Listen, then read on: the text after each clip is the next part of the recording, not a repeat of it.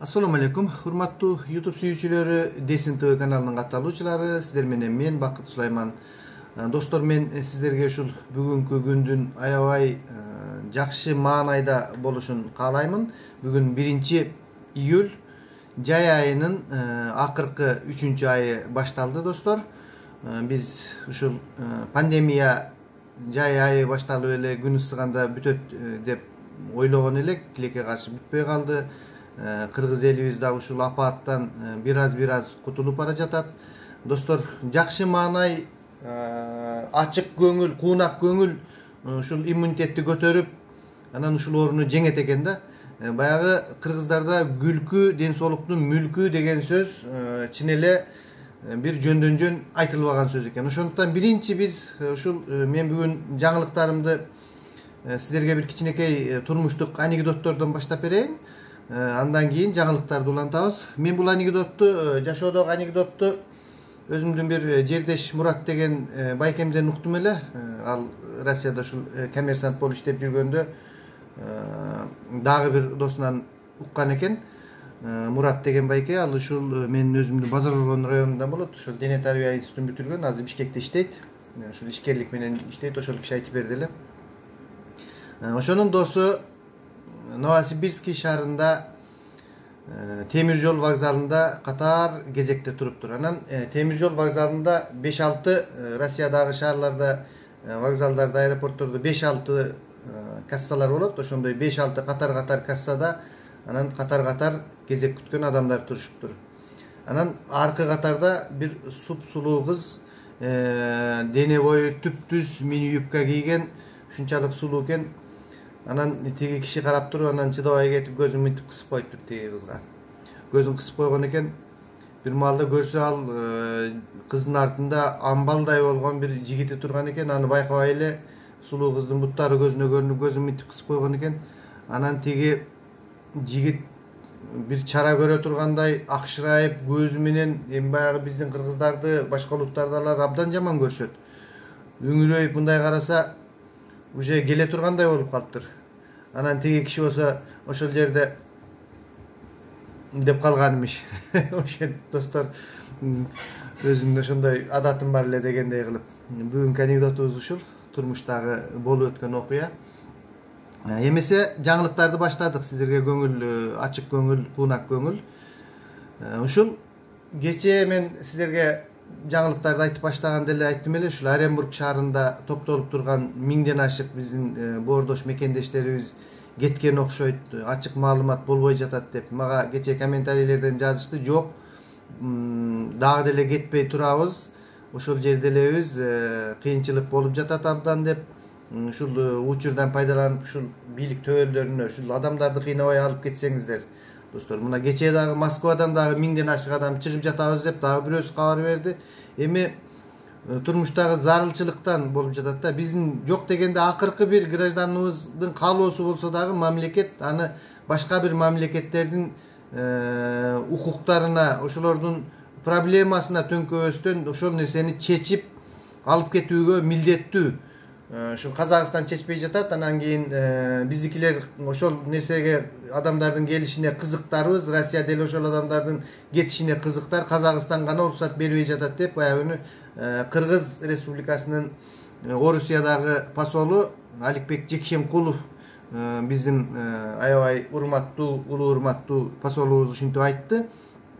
Бирок биз ошол Казакстандагы маселени чечип, адамдарды алып кетүүгө милдеттүүбүз. Биздин ар бир чет жерде жүргөн болобу, башка жакта жүргөн болобу, адамдарды коргоого биздин мамлекет милдеттүү. Биз ошондуктан ушул мамлекетте президентти шайлап, башкаларын шайлап, элдин эсебинен ошолордун бизди менеджер кылып кыйынчылыктардан алып чыгып кетет деп ошолорго ишенип отурабыз. Ошондуктан урматтуу бийлик төбөлдөрү, тезирээк ушул адамдардын тагдырын чечип, жалдыратпай алып чыгып кетиңиздер. Эгерде алып чыгып кеткен болсоңуздар, анда чоң сиздерге таазим, рахмат. Ал эми алып чыкпаган болсоңуздар, мына бүгүн дагы мен айта кетемин, ушул алып чыгып кетиңиздер.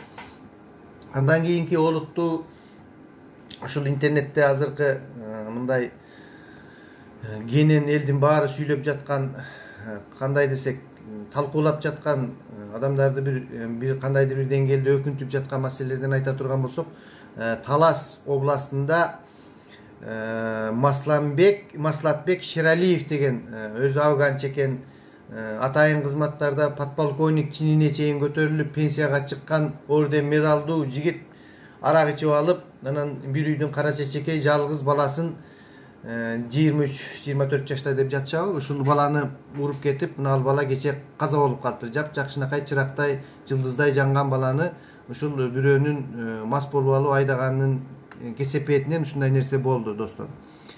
Бул бир үй бүлөдөгү орду толгус чоң кайгы, азап, трагедия. Ушул үй бүлөнүн мүчөлөрүнө мен чын жүрөктөн ушул аза кайгысын бөлүшүп көңүл айтамын. Ушул жаш жигиттин жаткан жери жайлуу топурагы торко болсун. Ал эми биздин ушундай бывший комитетчиктерге, бывший милицияларга, ушундай күч структураларында жүргөн адамдарга, деги эле ошол күч структураларында иштеп жаткан адамдарга айта кетчү нерсе, өзүңүздөрдүн укугуңуздардан ушул силердин укугуңар жок, ошондой аракты ичип алып айдаган бирөөнү уруп кеткенге. Өзүңөрдүн кадыр баркыңардан пайдаланып арак ичип, өзүңөрдүн ошол тааныш билиш, силерди албетте баары тааныйт, прокурору дагы, соту дагы чоң кадыр барктуу адамдарсыңар. Ошол кадыр баркыңарды пайдаланып аракты ичип, келжиреп ушундай жаман нерселерге, мындан дагы жаман нерселерге барасыздар. Мен билем ал нерселерди турмушта болуп жаткандыгын. Бармак басты, көз кысты кылып эле ар кандай нерселер болсо силерге кечиримдүү, ал эми карапайым адамдарга кечиримсиз. Урматтуу таластык боордоштор, бул нерсени кечирбеш керек. Бул нерсе бизге сабак болуш керек. Албетте ошол подполковник эртеси күнү, ошол эле күнү жүгүрүп барды болуш керек, акчасын кармап. Эми баягы кыргыз кенен бир ак жүрөк, кек сактабаган жоомарт эл болот экенбиз, кечирип койгула деп, кулдугум бар ушундай деп кечирим сурап барса, албетте кечирген болушуңуздар керек, бирок муну кечирбеш керек. Мындай нерселер коомдо утур эле кайталанып жатат. Ошондуктан урматтуу таластыктар, абдан катуу тургула. Мыйзамдын чегинде ошол подполковник болобу, генерал болобу, ким болсо дагы жооп берүүгө ал милдеттүү. Минтип арак ичпешибиз керек. Ролдо отурганда, башкада жүргөндө бирөөлөргө эме кылып, анан тиги областын өкүлчүлүктөрү, биздин эч кандай байланышыбыз жок. Бул мурда кеңешчи болуп жүргөн, жөндөн жөн эле адам барып алып аяка кеңешчи болбойт. Жөндөн жөн эле ошол областтын тиги губернаторунун жардамчысы анан барып анын үйүнөн кабар албайт. Ошол бир себептери бар. Ал помощник болобу, жардамчы болобу, сөз анда эмес. Ал ошол жигитти, чырактай болгон жигитти уруп кеткендигинде, аракты ичип алып машинаны айдагандыгында болуп жатат. Ошондой эле дагы бир Таластын Бакай Ата деген районунун Өзгөрүш деген айылында болуптур. Кечээ бир гайыны камазис киши кууп жибергендигин көрдүк. Мен бир аз түшүнбөй калдым. Бул жерде ошондой бир мыйзам барбы Таласта ушундай жерге турбаган деген. Мен эми жол эрежелерин көп түшүнбөгөндүктөнбү же, менин оюмча мамлекеттик кызматкерлер каалаган жерине турушка укуктуу, ал эми аларды бул жерге турба деген мыйзамдын болушуна мен түшүнбөдүм. Же Таласта атайын ошондой элдик мыйзам кабыл алып коюшканбы? Эгерде ошондой мыйзам бар болсо, анда тиги камазиске чоң бир таазим, рахматыбызды айтабыз, ошол мыйзамды бузган гайелерди кууп жибергендиги үчүн. Ал эми андай мыйзам жок. Мамлекет үчүн баарына бирдей мыйзам болуп, ошол гайелердин шелпейип, бир камазистен коркуп, өзүнүн укуктарын коргой албай кеткен болсо, анда эмесе ал гаилерге кызматтык териштирүү жүргүзүп, ушундай коомчулуктун алдында мамлекеттик кызматты уят кылгандыктары үчүн анда атайын ошол жооп берүүгө туура келет, достор. Мен бул жерде бир эки ойдо турамын. Чынын айтканда мен билбеймин, ал жерде гаиники туурабы же болбосо тиги камазистики туурабы. Кандай болгон учурда дагы, эгерде камазистики туура болсо, камазиске чоң рахмат. Ал эми гаи ошол өз укугун билбей, мына гаилердин көп эле аябай билимсиз тургандыктарын ушу социалдык сеттерден көрүп жатабыз. Блогерлер, башкалар сөз кылышып, андай болсо гаини ал жерден ошол үчүн биз жоопко тартып, кандайдыр бир дисциплинардык деңгээлде бул гаинин кылгандыктарын bir karap görüş керек dostlar. Bul nerse boyunca oşondoy. Andan keyin uşul blogerler dep kaldık. Blogerler dagı azırkı kezde mına bizdin kollegalar коомдо абдан орду чоң жоопкерчиликтүү нерсе да ушул ар кандай жаңжалдарды чыгарып берүүгө дагы ар кандай нерселердин болуп кетишине дагы ушул блогерлердин маалыматтары чоң мааниге ээ болуп жатат достор. Ошондуктан айта кетчү нерсе мен айтайын дедим эле ушул Ысык көлдө бир блогер өзүнүн укугунан пайдаланып мурдакы журналист адам экен, ал профессионал журналист болсо керек, дагы бир бирөөнүн күнөөсүн таап, анан ошондон 150 000 сом акчасында вымогать этемин деп, ошол акчаны аламын деп, анан кулкунунан илинип колго түшкөндүгү кече социалдык сеттерде көрүндү. Урматтуу блогерлер, мындай ушул 21-кылымдын бул жетишкендиги ушинтип блогер болуп, кичине каражаттап, чынын эле айтыш керек, эми силер ошол жактан каражаттап, ошол жактан иштеп жүрөсүздөр блогерлер, баарыбыз эле ошентип иштеп жүрөбүз. Ушул нерсе укугубуздан чыгып, мындай ченинен чыгып кеткен нерсени токтотсок, бир хайп үчүн, жана башка нерсе үчүн абийирибизден кетип, жана башка нерселерди кылып, ушундай нерселер көп болуп жатат. Эми мен өзүмчө силерге акылдуу болмуш болуп, акыл үйрөтпөймүн, бирок мыйзам баарыбызга бирдей. Биз күндүн жарыктыгы блогерге болобу, карапайым адамгабы, милициягабы, комитетчикеби баарына бирдей тиет. Ошондуктан урматтуу коллегалар, бул жерде абдан этият болсок. Ушул нерсени айтып коеюн деп чечтим. Андан кийинки нерсе, ал блогердин фамилиясы Асылбек Бектенов деген жигит экен. Белгилүү адам экен, мен бирок билбейм, анын сайттарына да кирген эмесмин. Андан кийин тиги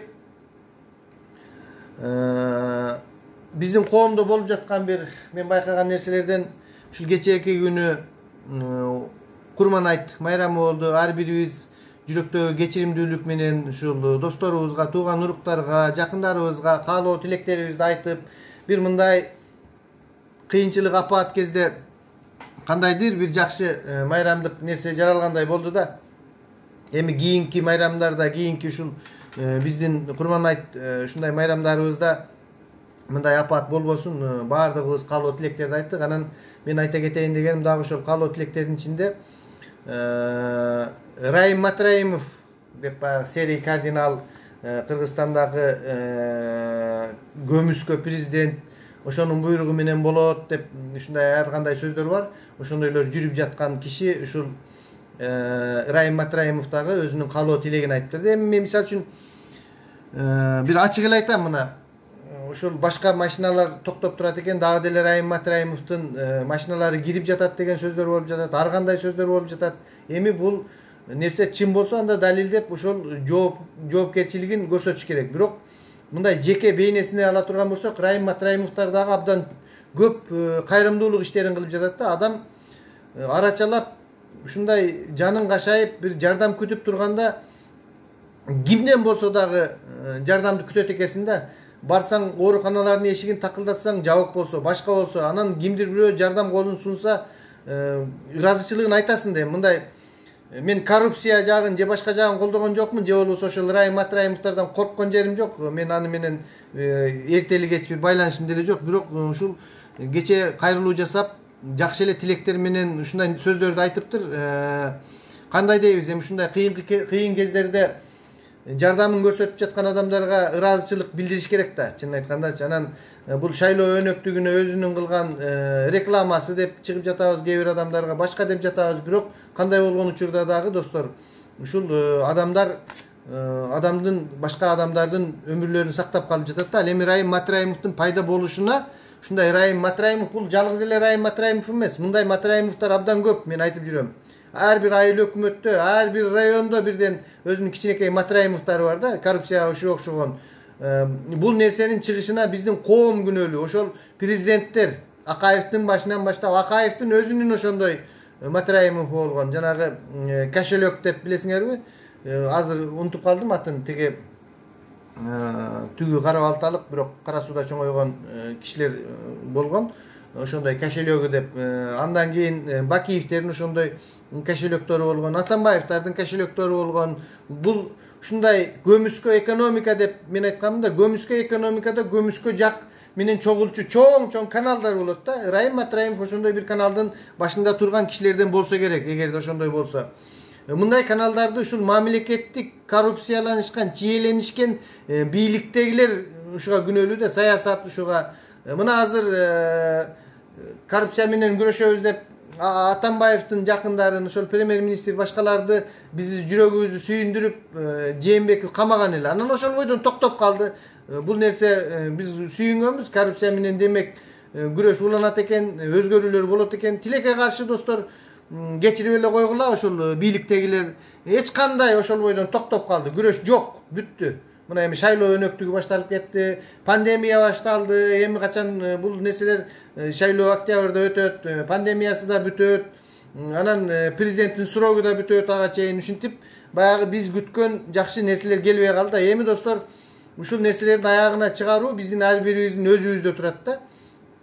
Биз каалаган адамдарды ошол нерсеге, ошол шайлоодон өнөктүктөн өткөрүп парламентке киргизип алсак, анан эми акыркы бир үмүтүбүз ошол жаңы келген парламент, жаңы өкмөт, жаңы мүчөлөрдү шайлап, президенттин кол баласы эмес, президенттин чимкириги эмес, жакшы күчтүү, көз карандысыз бир парламентке келсек, көз карандысыз бир күчтүү премьер-министр болсо, ошол конституциядагыдай, анан ошондо бир жакшы өзгөрүү болбосо, бул азыркы өзгөрүү болушу кыйын болуп калды. Менин байкагандарым ушул достор. Саламатта туруңуздар, көңүлүңүздөр куунак болсун, көзүңүздөрдү мынтип кысып, бирөөлөргө жылмайып, аман эсен ойноп күлүп жүрө бериңиздер достор.